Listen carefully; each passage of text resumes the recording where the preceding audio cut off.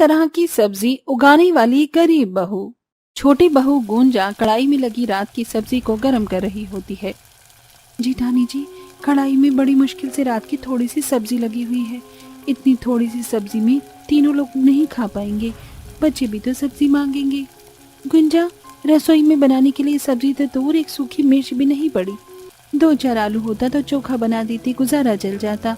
इस सब्जी से इनको खिलाकर भेज देंगे। बाकी रात को थोड़ा भात पड़ा था तो बच्चों को नमक तेल भात बुलाकर खिला देंगे। हम तीनों बहू को रूखा सूखा खाकर गुजारा करते ही हैं। हमारे बाल बच्चों को भी हम इस गरीबी में 2 टाइम का अच्छा खाना नहीं जोड़ता। भगवान कब हमारे घर के हालात अच्छे करेगा। जेठानी जी, हमारा अच्छा खाना हमारे पतियों की कमाई पर निर्भर करती है। अगर हमारे पति लोगों को मजदूरी का काम डेली डेली मिले तो घर की दाल रोटी का खर्चा तो आसानी से निकल जाएगा, लेकिन उनका भी काम रोज नहीं होता। अभी तो इनको परिवार पालना भी भारी पड़ रहा है। कल को बच्चों की पढ़ाई लिखाई का खर्चा भी बढ़ेगा, तब सब चीज कैसे करेंगे। तीनों बहुएं घर के खर्चों के विषय में बात कर रही होती हैं कि तभी कांति सर पर गेहूं की बोरी लेकर रसोई में आती है। माँ जी, आप कोटे की राशन उठाने गई थी तो हमें बता देती, मैं और सीमा दीदी चल देते। अरे बहू, काली गेहूं ही तो लेकर आना था। तुम दोनों अगर मेरे साथ में चल रही होती तो रोटी पानी कौन बनाता। गुंजा बहू का पैर भारी है, उसको ज्यादा देर तक बैठना सही नहीं। एक तो वैसे ही गरीबी के चलते पिछले 2 महीने से हाथ इतना ज्यादा खिंच गया है कि साग सब्जी खरीद कर लाने के लिए भी सोचना पड़ रहा है। अब तो केवल इस कोटे के राशन का ही सहारा बच गया है, जो घर का चूल्हा जल रहा है और दाल चावल तो पक रहा है। एक टाइम की सब्जी खरीदने के लिए भी कम से कम 100 रुपए चाहिए, तब जाकर सब्जी होगी। तभी तो माँ जी, आजकल सब्जी वालों को अच्छी कमाई हो रही है। सुबह सुबह मंडी में छांट माट सब्जी खरीद कर लाते हैं और फिर इलमार कर दिन भर में 1000-1500 रुपए कमा लेते हैं। और एक हमारे पति हैं, जिसे सब्जी का कारोबार करने को कहो तो साफ मना कर देते हैं। और अगर ये तीनों सब्जी बेच लेंगे तो सब्जी खरीदने की जरूरत ही नहीं पड़ेगी। अरे तुम तीनों लुगाइयों ने कुछ रोटी पानी बनाई है तो ले आओ, वरना हम तीनों भाई चले काम के लिए। जी जी, बस अभी लाते हैं। अनीता, तुम जल्दी से रोटी सेक तो मैं खाना परोस देती हूँ। अनीता जल्दी से चूल्हा जोड़कर गर्मा गर्म रोटी बनाती है। सीमा थोड़े में थोड़ी सब्जी तीनों की थाली में डालकर परोस देती है। तभी सोयाबीन की सब्जी देख उमेश ने मुंह सिकोड़ लिया। ये क्या, ये तो रात वाली सब्जी है। रात को भी आलू सोयाबीन खाई थी, कम से कम अभी तो कुछ और सब्जी बना देती। देवर जी, किस चीज की सब्जी बनाते हैं रसोई में? कोई सब्जी होती तभी तो बनाती ना। सब्जी खत्म हुए 3 से 4 दिन हो गए हैं। आप तीनों भाइयों को मन नहीं करता कि रात को बाजार से आते टाइम कुछ हरी सब्जी खरीद कर चलते बने? भाभी, कल सारा दिन खाली खाली बैठे निकल गया। 1 रुपया का भी काम नहीं हुआ तो सब्जी कहाँ से लाते। अगर काम मिल जाता तो हम बिना बोले ही सब्जी राशन खुद ले आते हैं। आप तीनों को बोलने की जरूरत ही नहीं पड़ती। तीनों भाई थोड़ी सी सब्जी से ही रोटी लगा लगा कर पड़ोस की रसोई में से अच्छी सी मीट की महक उनके घर तक आती है। क्या अच्छी सी चिकन की खुशबू आ रही है। लगता है किसी के यहाँ पर चिकन बना है। मेरा तो चिकन रोटी खाने का मन सा कर गया। पापा, मुझको भी मीट खाने का मन कर रहा है। आप भी चिकन बनवा दो ना। 2 महीने से ज्यादा हो गया हमारे घर में चिकन बने हुए। अच्छा जी, मेरे राजा बेटा को चिकन खाना है। कोई नहीं, पापा आज ही अपनी बंटी के लिए मीट खरीद कर लाएंगे और मम्मी बनाकर सबको खिलाएंगे। अजी, कोई जरूरत नहीं है फालतू में मीट मछली खरीदने पर खर्च करने की। इतने में बाजार से 2-4 टाइम के घर के बनाने के लिए सब्जी आ जाएगी। सब्जी ले लेना। वैसे भी मीट मछली कितना ज्यादा महंगा बिक रहा है। कुछ देर बाद तीनों काम पर चले जाते हैं, जहाँ आज तीनों को दिहाड़ी का काम मिल जाता है। तब ठेकेदार उनको पैसे देता है। अरे ये लो अखिलेश, महेश, उमेश, वैसे तो 150 के हिसाब से तुम्हारे 450 दिहाड़ी के बनते हैं, लेकिन तुम ये 500 रुपए रखो। उस दिन दिहाड़ी में 500 रुपए मिलने पर तीनों भाई काफी ज्यादा खुश होते हैं। भैया, आज तो पूरे 500 रुपए की दिहाड़ी मारी है। आज बच्चों के लिए चिकन खरीद कर घर ले चलते हैं, बच्चों का मन रह जाएगा। साथ में माँ के लिए 1 पाव या आधा किलो ताजी मछली देखकर खरीद लेंगे। माँ मीट तो खाएंगी नहीं। तीनों भाई सीधा मीट मछली खरीदने के लिए बाजार आते हैं, जहां लाइन से चिकन शॉप थी और सभी के पास खूब भीड़ लगी हुई थी। वहीं दूसरी तरफ मछली बेचने वालों के पास भी इतनी ही भीड़ थी। मछली मीट खरीदने के लिए भी लोगों ने कितनी दबाकर भीड़ लगा रखी है। वही तो अखिलेश भैया, इन मछली मीट बेचने वालों की तो बड़ी अच्छी कमाई और मुनाफा होगा। फिलहाल तो चलकर जल्दी से मीट मछली खरीद कर घर ले चलते हैं, वरना देर से घर जाएंगे तो तीनों बनाने में नखरे करेंगे। अरे मछली लो, ताजी ताजी मछली, पानी की लगी जिंदा मछली, रोहू मांगुर घास काट मछली ले लो। तीनों भाई मछली वाले के पास आकर रेट पूछते हैं। अरे भैया, ये रोहू मछली कैसे रुपए किलो दिए? भाई ये रोहू मछली 400 रुपए किलो लगेगी। अरे भैया, आप कुछ ज्यादा ही महंगी मछली बेच रहे हो। आपसे बगल वाला तो यही मछली 250 रुपए किलो में दे रहा है। अरे भैया, सौदे का भी तो फर्क है। उसकी मछली मरी हुई है, मेरी पानी की चलती हुई जिंदा मछली है। सामने कटवा कर लोगे तो दाम तो ज्यादा लगेगा ही ना। अब देख लो, अगर 250 रुपए किलो वाली मछली चाहिए तो बगल वाले से ले लो, बाकी आपकी मर्जी है। अरे उस 250 रुपए किलो वाली मछली से तो अजीब सी दुर्गंध उठ रही है। इसी में आधा किलो कटवा कर ले चलते हैं। अरे भैया, इसी में आधा किलो काट कर दे दो। तब मछली वाला आधा किलो ताजी मछली देता है। अब तीनों भाई मीट वाले के यहाँ से मीट लेने आते हैं। मीट वाला भी उनको महंगा रेट लगाता है। क्या कहा? 300 रुपए किलो चिकन? अरे भैया, अभी तो बीच में 200 रुपए किलो बिक रहा था, सीधे 100 रुपए बढ़ा दिए। उमेश के मोल भाव करने पर मीट वाला ऐंठ कर जवाब देता है।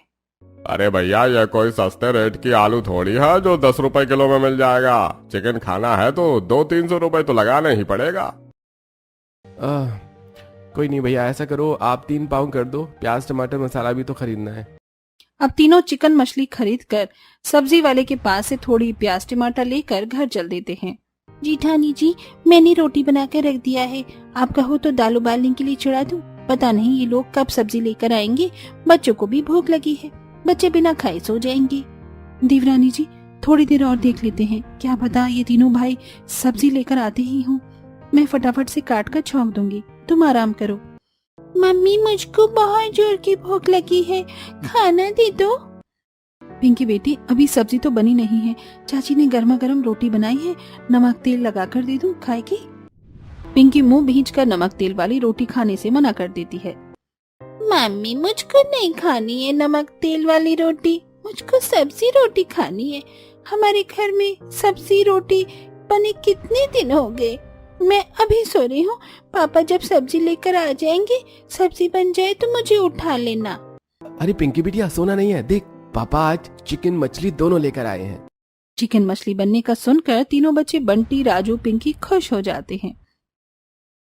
ओ बेटी की जान, आज हमारे घर में मछली और चिकन दोनों बनेगा। आज तो हमारे घर में 2 तरह की सब्जी बनेगी। अखिलेश बेटा, एक बार में 2 तरह की सब्जी इकट्ठे खरीद कर लाने की क्या जरूरत थी? कोई एक सब्जी खरीद कर ले आते, थोड़े पैसे लाकर बहू के हाथ में दे देते तो वो अपने हिसाब से ताजी सब्जी चुनकर ले आती। रहने दो माँ, इन तीनों को तो कितने भी पैसे दे दो, कभी भी ताजी सब्जी खरीद कर नहीं लाती, बल्कि बासी और सस्ती सब्जियां उठा कर ले आती हैं। कभी तोरई, घिया, पेठा, ये भी कोई सब्जी है, बिल्कुल भी स्वाद की नहीं होती। अजी, अगर हम तीनों बहुएं आप तीनों भाइयों की तरह चलने लगे ना, तो चल गई रसोई। एक बार में 500 रुपए की चिकन मछली खरीद कर लाने में पैसे झोंक दिए। यही पैसे हमें दिए होते तो हम पूरे 1 हफ्ते की सब्जी खरीद कर ले आते, तो कुछ दिन तक तो चल जाती। रहने दीजिए जेठानी जी, हमारे पतियों को हमारी बात समझ में थोड़ी आती है। किसी दिन हो तो खूब खाने पीने में उड़ा दो और अगले दिन नमक रोटी के लिए भी मोहताज होना पड़ता है। अनीता की बात तीनों को चुप जाती है। तभी महेश गुस्से में, अरे हम तीनों इतनी शौक से खरीद कर सब्जी लाए हैं, चाहे फिर महंगी हो या सस्ती, तुम तीनों खाली बनाकर खिलाने से मतलब रखो। बाहर से कमा कर लाने का जिम्मा हम तीनों भाइयों का है। वैसे भी पूरे परिवार का पेट हम तीनों भाई मिलकर ही भरवा रहे हैं। मम्मी मम्मी, भूख लगी है, जल्दी से चिकन बना दो। बड़ी बहू, जाओ जाकर सब्जी बना लो, बच्चे भूख से मचल रहे हैं। ये तीनों को समझ तो आने वाला है नहीं। तीनों बहुएं सब्जी लेके रसोई में आ जाती हैं और मिलजुल कर चिकन मछली साफ सुथरा करने लगती हैं। फिर से रोहू मछली उठाकर लाए हैं, इसमें कांटे ही कांटे होते हैं, साफ करते करते ही 1 घंटा लग जाएगा। इससे अच्छा एक कांटे वाली प्याज मछली वही ले आते। गुंजा, चूल्हे में थोड़ी राख निकाल कर रख दे, राख लगा के दराती से रगड़ दूंगी, कांटे छूट जाएंगे। जी जेठानी जी। गुंजा चूल्हे में से ठंडी राख निकाल कर देती है, वहीं दूसरी तरफ अनीता चिकन साफ करती है। जेठानी जी, मुझे तो इन दोनों में से महक चढ़ रही है, जी खराब सा हो रहा है, मैं तो नहीं खाऊंगी ये। गुंजा, अभी तुम्हें महीने चल रही हैं, ऐसे में चिकन मछली की महक लगती है, कोई नहीं, अभी अगर कोई सब्जी वाला गुजरेगा तो कोई हरी सब्जी तुम्हारे लिए ले लूंगी। तब सीमा अनीता दोनों सब्जी बनाने लगती हैं। तभी एक सब्जी वाले का ठेला जाते दिखाई देता है। सब्जी ले लो, ताजी ताजी सब्जी ले लो। लगता है सब्जी वाला जा रहा है, मैं लेके आती हूँ कुछ। अरे ओ सब्जी वाले भैया, रुकना तो जरा, हरी सब्जी है क्या? बहन जी बाकी सारी सब्जी तो बिक गई है, बस भिंडी टमाटर बची है थोड़ी बहुत। एकदम कच्ची भिंडी है, एक खराब नहीं निकलेगी। भैया भिंडी तो पकी पकी सी बीज वाली लग रही है। अरे बहन जी आधी पकी भिंडी निकल जाती है। ये भिंडी बाजार में 80 की बेची है किलो, आप 10 रुपए कम दे दो। गुंजा देखती है कि कुछ कुछ भिंडी गली गली सी थी। जी ठानी जी भिंडी रहने दीजिए, भैया खाली 10 के टमाटर दे दो चटनी बनाने को। 10 के टमाटर मांगने पर सब्जी वाला टमाटर हाथ से छीन लेता है। अरे रहने दो बहन जी, सब्जी खरीदना तुम्हारे बस की नहीं है। अचार से खाओ रोटी। टमाटर की क्वालिटी देखिए, एकदम टाइट टमाटर है। 10 रुपए में देसी टमाटर खाना है, चलो हटो यहाँ से। सब्जी वाला ठेला लेकर आगे चल देता है और थोड़ा आगे जाकर कुछ खराब टमाटर और सब्जियों को फेंक देता है, जिसे देखकर गुंजा उन सब्जियों को आकर लेने लगती है। गुंजा, ये तुम इन फेंकी हुई सब्जियों को किस लिए उठा रही हो? कोई देखेगा तो क्या सोचेगा, और इनका क्या करोगी? जी ठानी जी, ये सब्जी ज्यादा खराब नहीं है, थोड़ी थोड़ी गली है, काट छाट कर बन जाएंगी, और बाकी भी काम की है। तब गुंजा सारी फेंकी सब्जियों को उठाकर घर लाती है और सही सही सब्जी को काट छाट कर बना लेती है। ज्यादातर सब्जी सड़कर खराब हो गई थी। ये सड़ी सब्जी कितनी महक रही है, देवरानी जी से उठाकर फेंक दो।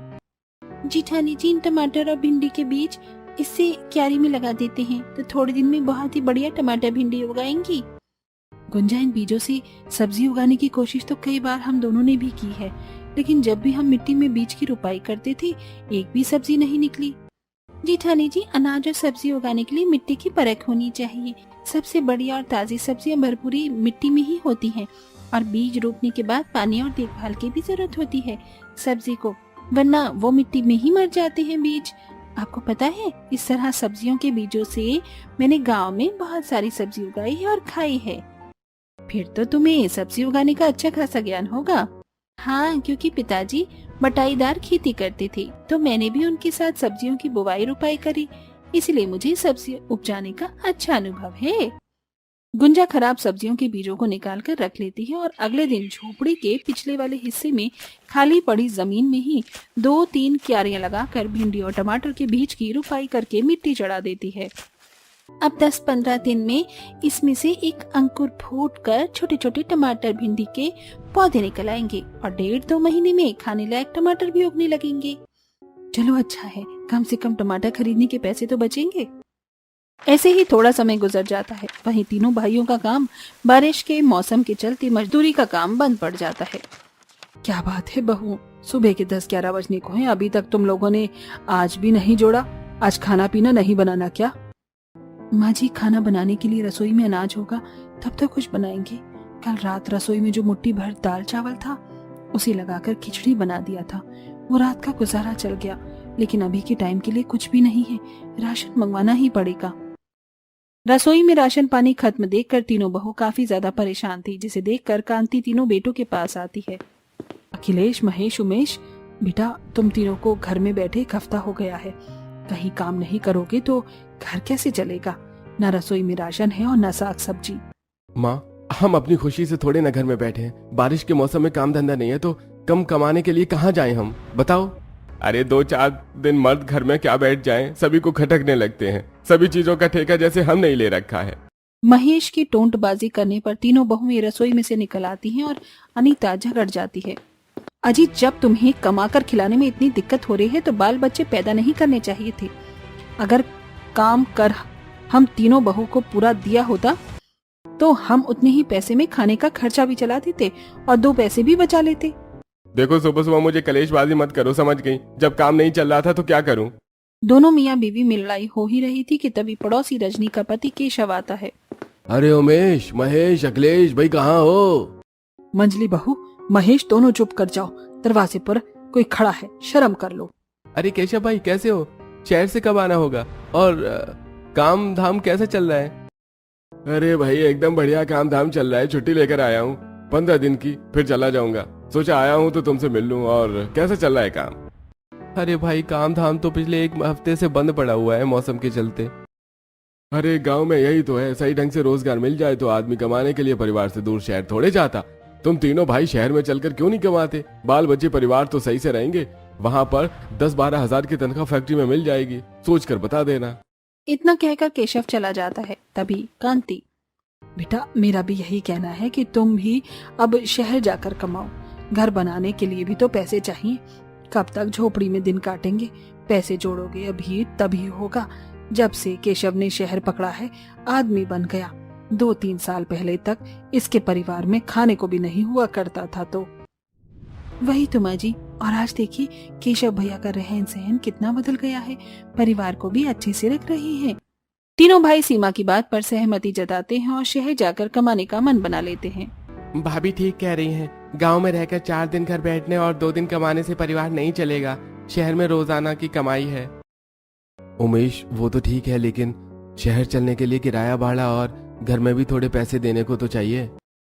अखिलेश भैया 10,000 का कर्जा ले लेते हैं, 5,000 में राशन पानी भर देते हैं, घर में बाकी वहां चलकर काम जम जाए तो लौटा देंगे। तीनों शहर जाने के लिए गांव के जमींदार जतीन लाल से 10% ब्याज पर 10,000 रुपए कर्जा लेकर आते हैं और उसे शहर जाने की व्यवस्था करते हैं। अच्छा प्रणाम माँ, हम तीनों चलते हैं, आप लोग यहाँ पर अपना ख्याल रखिएगा। अपने तीनों बेटों को शहर जाते देखकर कांति की आंखें नम हो जाती हैं। वहीं तीनों बहुएं भी रो रही हैं। तुम तीनों भी अपना ख्याल रखना मेरे बच्चों। पता नहीं भगवान हम गरीबों को इतनी खराब जिंदगी क्यों देता है कि परिवार को कमाने खिलाने के लिए घर में कमाने वाले को परिवार से दूर परदेश जाना पड़ता है। अच्छा गुंजा मैं चलता हूँ, तुम्हारी डिलीवरी से पहले मैं वापस आ जाऊंगा।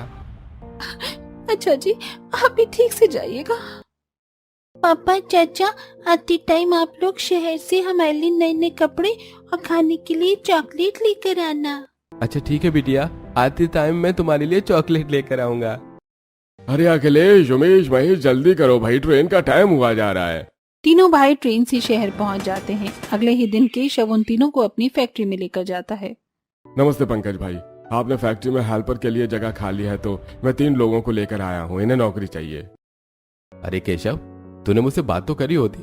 फैक्ट्री में फिलहाल एक भी हेल्पर की जगह खाली नहीं है, क्योंकि 1 हफ्ते पहले ही नई लेबर लगी है।